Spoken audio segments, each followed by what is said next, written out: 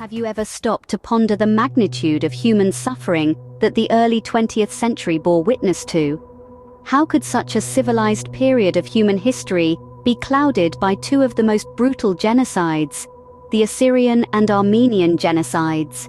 Let's rewind to the late 19th century, a time when the Ottoman Empire was a vast land of diverse cultures and communities.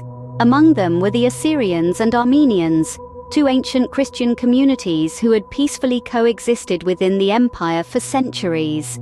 However, as the empire began to crumble, a dark wave of nationalism rose, fueled by the Young Turks, a radical group with a vision of a homogeneous Muslim state.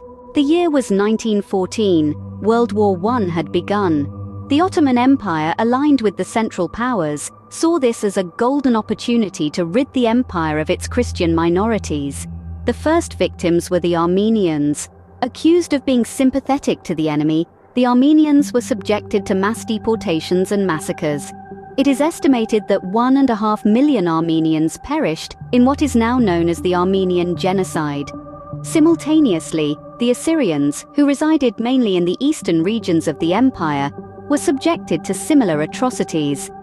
Entire villages were wiped out, their inhabitants killed or forcefully deported.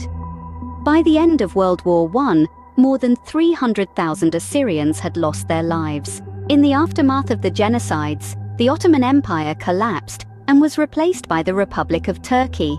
The Turkish government, to this day, refuses to acknowledge these events as genocides.